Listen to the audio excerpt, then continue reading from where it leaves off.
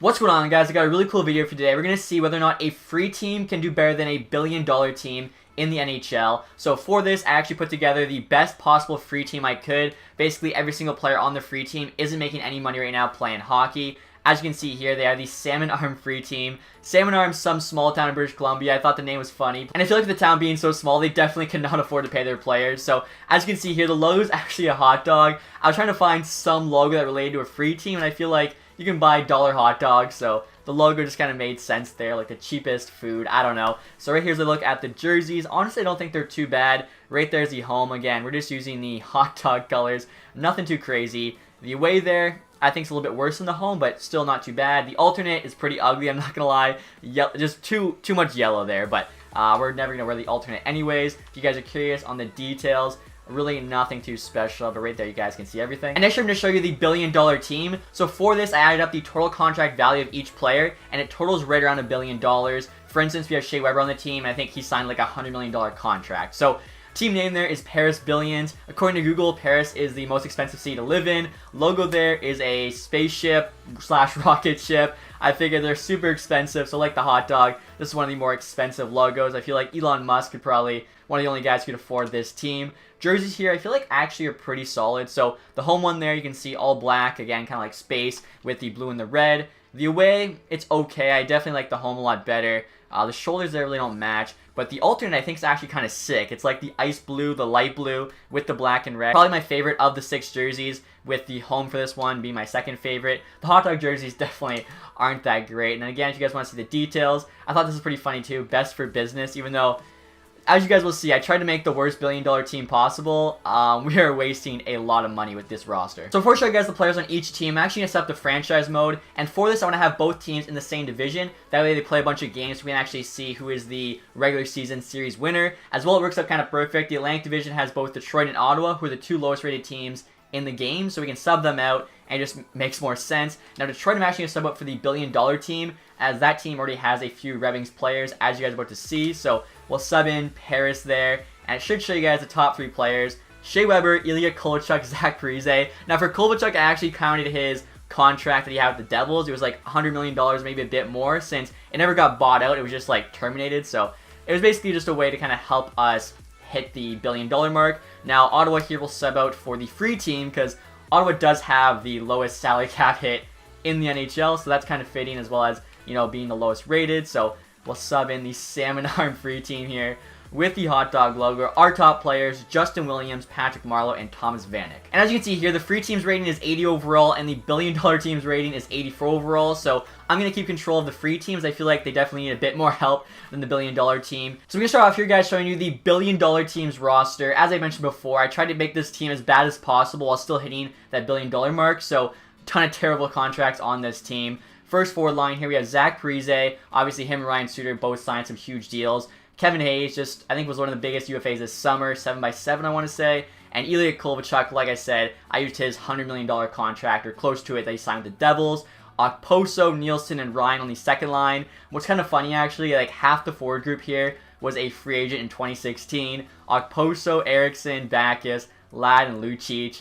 You definitely didn't want to sign a big-name free agent that summer, because it didn't work out for any team. So third line there, as you can see, Ladd, Backus, and Eriksson. Fourth line, we have Abelkader, Dubinsky, and Lucic. So the forward group isn't that bad, but for when you consider like how much money these guys are getting paid, it is pretty bad. Now defense, we actually have our best player here in Shea Weber, 87 overall, as I mentioned before, $100 million deal, so it just kind of helped us hit that billion-dollar mark. And I've got Seabrook playing with him there on the top pair. Another guy getting paid a lot more than he's worth. And it's actually kind of cool. Both these guys won gold medals in the Olympics playing for Canada. Second pair there, we have Johnny Boychuk and Mark Stahl, so a couple New York guys. And then bottom pairs, Jonathan Eriksson and Zach Bogosian. So again, a lot of guys here just getting paid way too much. Goaltending, we got Corey Schneider there as the starter, James Reimer as the backup. I was thinking about using Price just because he does have the biggest goalie contract in the league, but I felt like if we used Price, there was no way the free team could even compete. So Corey Schneider there, with how he's played the last season, getting paid way too much. And then Reimer is one of the more expensive backups in the league. So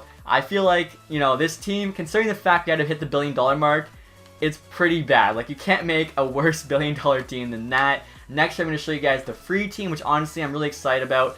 I think they could do better than the billion-dollar team. We're not making the playoffs or anything. The goal is to see like which team does better. So first line here is kind of like the top free agents still available that haven't signed yet. You got Thomas Vanek, Patrick Marleau, and Justin Williams. Now, Williams is retired. There actually are a couple guys on this team I think retired, but he's not getting paid anything to play hockey. That was the rule. Just can't be getting paid right now to play hockey. Second line is actually a junior line. We got Dylan Cousins, Quentin Byfield, and Alexis Lafreniere. Lafreniere, I think, is probably going to be the MVP of this team. 80 overall already. 17 years old. Highly potential. Stats are sick. 86 there for his shot. Skating's good. Hands are good. Should be the first overall pick this year. Byfield will probably be the second, and then the most likely third and fourth picks this year, and Lucas Raymond and Alexander Holt, we actually can't use, as they're currently playing in the SHL, which means they are getting paid something to play hockey. So I want to try and get guys who aren't getting paid anything, whether they're free agents, retired, playing in juniors, or playing in college, as you guys will see on our fourth line.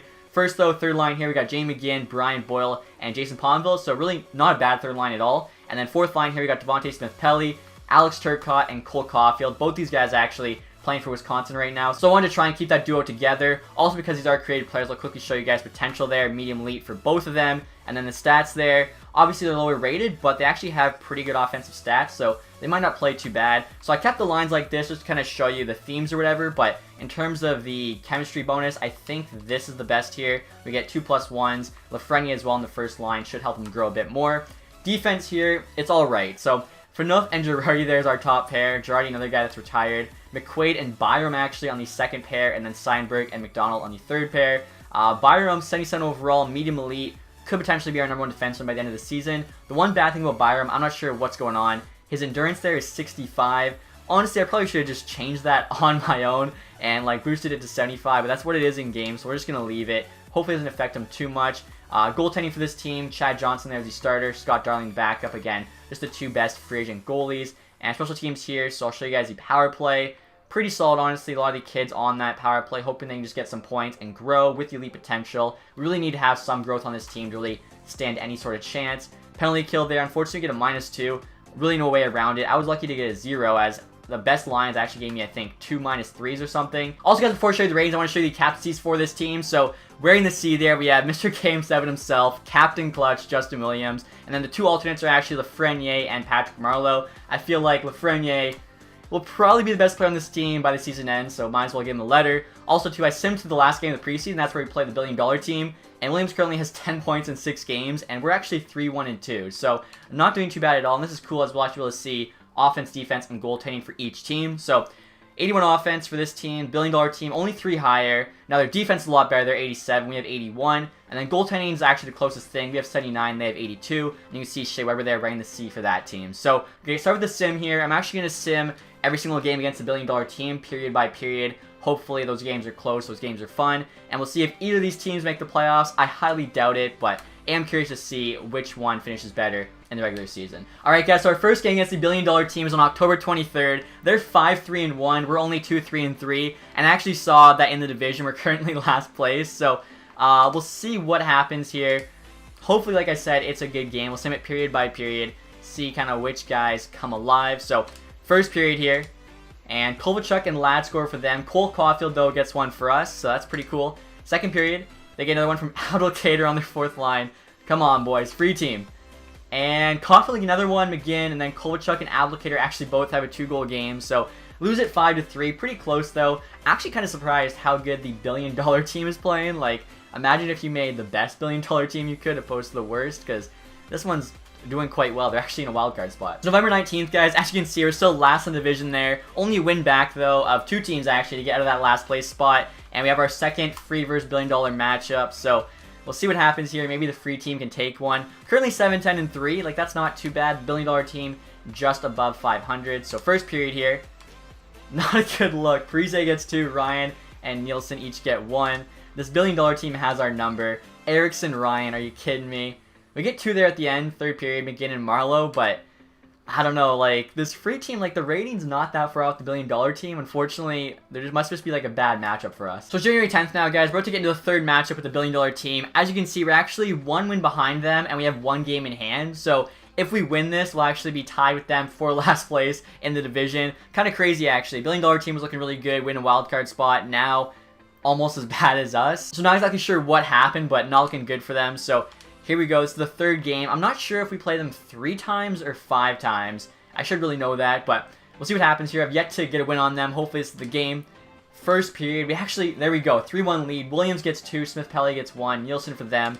Second period, again, the boys are alive. Marlowe with a couple, Ponville with 1. We should be able to hold on to this one, 6-1 lead. And there we go, Ponville actually gets another. Was that a hat trick for Ponville?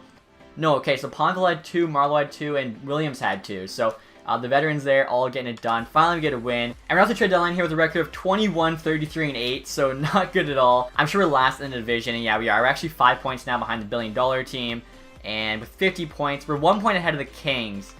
But that's the only team we're doing better than. So not looking too good. Williams, though, having a really good season. 52 points in 62 games. And we actually have our last game with the billion-dollar team here in a few days. So sim up to that. Hopefully we can win it, because if so, we'll actually tie with them on the season, 2-2. And again, this team is made up of players that don't get paid anything to play hockey, essentially. And then the other team is made up of players who total are making $1 billion for playing hockey. So if we can tie with them 2-2, I feel like that's a win for the free team. Also, we passed the trade deadline. No trades are made, though. As I actually turned trades off because I was worried that the billion-dollar team would change up their team. You used to be able to control multiple teams in franchise mode, but I don't think you can do that anymore. So here we go, guys. First period.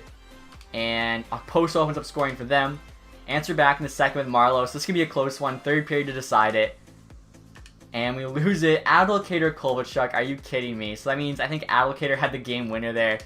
So, unfortunately, they beat us 3-1 in the best of 4 little mini-series during the regular season. Honestly, I was hoping the free team would have done a little bit better. I want to check right now and see if there has been any growth. Like, we have a few guys, or actually not a few, we have like 5 guys that have elite potential. So I wonder if any of them have grown, because they should be playing pretty well. So let's see here. Lafreniere's still an 80. Byfield's still 77. Caulfield has gone up by 1, same with Turcotte, and they're playing on the 4th line, so go figure. Byram up to an 81. Okay, wish I knew that earlier. Put him on the top pair there.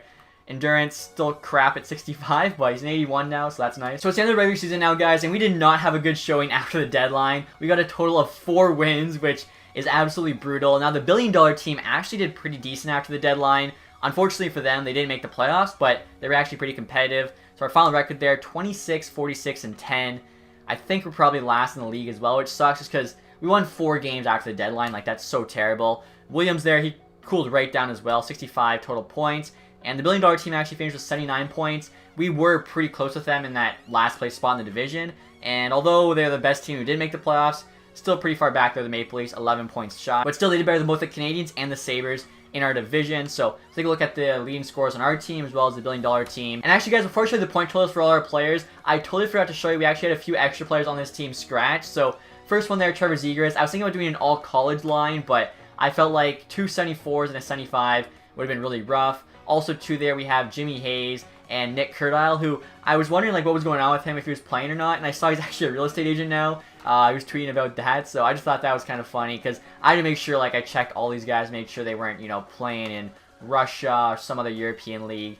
Even guys on PTOs I try to stay away from, unlike Smith-Pelly, though, who I know got cut. I think Spiza's still on a PTO, some other guys, so wanted to make sure like no one's getting paid, you know, to play hockey on this team. But right, you can see Williams 65, Marlowe 1 behind 64, Lafreniere 55, not too bad for a 17-year-old, Vanek 52, so 4 guys 50 plus. McGinn had a pretty good year, Ponville not too bad, Turcotte having 30, honestly is pretty solid. Cousins, Byfield, you would have hoped for a little bit better. Let's see, Byram had 14 for a defenseman, that's okay, I guess. Take a look at the goalies here. So Johnson, not a great record. Darling was actually pretty good. 11 and 14. We probably should have played him a bit more. Save percentage slightly better, and goals against slightly better as well. So yeah, Johnson was basically like 1 win for every 2 losses, where Darling was almost 500. I wish I would have known that, because what's the difference in rating? Yeah, only by 1. Probably should have started Darling, it looks like. What are you going to do, though? It's a coaching mishap, I guess. And if you guys want to show you the player stats for the billion-dollar team, leading their team in scoring, big bounce back year for him. Ilya Kovalchuk, just under point per game there, 79. Stayed the same rating, though. Parise, 71, so pretty good year. He was actually having a really good year last season as well, so I'm curious to see if he keeps that up in real life. Nielsen, 58. That's pretty surprising, honestly. Hayes, 53. He'll probably actually do around that. Ryan there, 46. Okposo, 44. Dubinsky, Ladd. Again, it's kind of funny how like half the forwards are all from the same free agent class. Lucic, 28. I don't know about that one. Weber, 31. I could definitely see that. Rest of the team there you can see pitching in. I think Jonathan Erickson had the least points. Let's see how their goalies did. Corey Schneider, 24 and 33 is not too bad. Same save percentage actually as Darling. similar goals against. And then Reimer there actually had a positive record, 12-7. I feel like the backup goalies definitely get some favorable matchups, as a lot of times if you're on a bad team, the backup goalie does have better stats, and I feel like that's really the only way that could happen. So we'll see who led the entire league here in scoring. 111 points for Stamkos. Wow, 100 for Malkin, McDavid, 98. I almost said 28. Crosby, Draisaitl, Hall, Kucherov, Seg, McKinnon. So the usual suspects. And goals, Stammer 50. Wow, Ovechkin only had 41. Hall had 48 on that contract year. The dude wants to get paid. So I'm actually curious too. We know our team got last, which really sucks. I was hoping the free team could have beat at least one NHL team, because how cool would that have been? Like a team of guys whose salary cap would literally zero, taking out a team that's even, you know, an Ottawa Senators team of like 50 million. Now, we did replace the Senators. If the Senators were in this, maybe we could have taken them out. We'll see though where the billion-dollar team landed, how many teams they finished higher than. So Florida there first, 110 points. Both Florida teams actually 1 and 2. That's kind of sick. And you got like what, 5 teams there, 100 plus. So I think the billion-dollar team probably finished like, I don't know, 23rd or something. Or maybe not quite that high. 25th. That's honestly not too bad still. Because I did try and make it as bad as possible.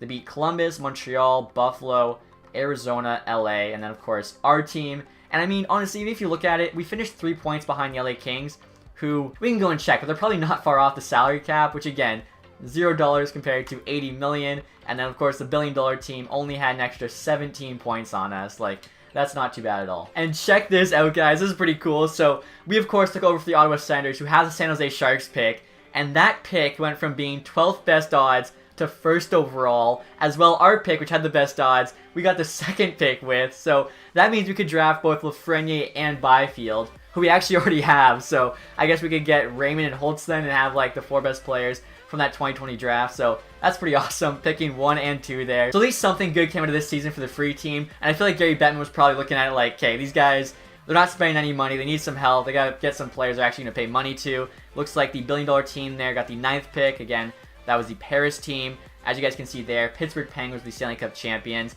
We'll take a quick look at the awards as well as the playoff tree. I'm curious if maybe Lafreniere got the Calder. That'd be kind of cool.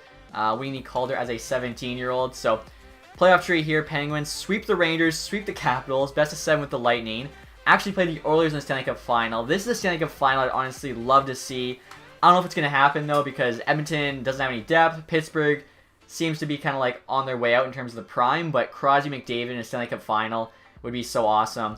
Edmonton there played Chicago Ducks and Jets before, of course, losing to the Penguins there in 6. So we'll check the awards now here. We already know the Stanley Cup winner, President's Trophy, all that good stuff. So Stammer there, Art Ross. He also got the Hart. Giordano, the James Norris, back-to-back years. Good for him. Even at like 36 or whatever he is, still killing it. Lady Bing Panarin. Jack Hughes with the Calder. I was hoping Lafreniere could have got it, but what are you going to do? Crosby, Conn Smythe, Binnington, Vezina, so huge year for him. William Jennings as well. Girardi, though, Bill Masterton, I feel like it always goes to a stay-at-home defenseman on a terrible team, so we do get one award there. Girardi with the Bill Masterton. Palmieri, the Jack Adams, so that's just the Edmonton coach. Crosby there with the Selke. That's kind of cool. You don't usually see Crosby win that, but honestly, he does have a very good defensive game. Stammer with the Ted Lindsay, as well as the Maurice Richard. So yeah, Stammer absolutely cleaned up this year. And you know what? I actually want to check and see what Jack Hughes' point total was, because Lafreniere 55, like for a rookie, that's not too bad. And wow, Hughes had 72. Probably, it looks like he was playing on the top line with Hall and Palmieri, so that's going to be tough for us to compete with. But that's going to be it, guys, for this video. Hopefully you enjoyed it. Again, I thought it was a pretty cool idea, seeing, you know, how the two teams would do. I'm not going to lie, I thought the free team would have done a little bit better than that, and the billion-dollar team would have done a little bit worse than that. So I guess it shows spending money does have some positives to it. Like, you sometimes do get what you pay for, I guess. So again, hopefully you guys enjoyed this one. If you did, leave that thumbs up. If you haven't subscribed yet, please do that. And as always, guys, thanks so much for watching. Have a nice day. Goodbye.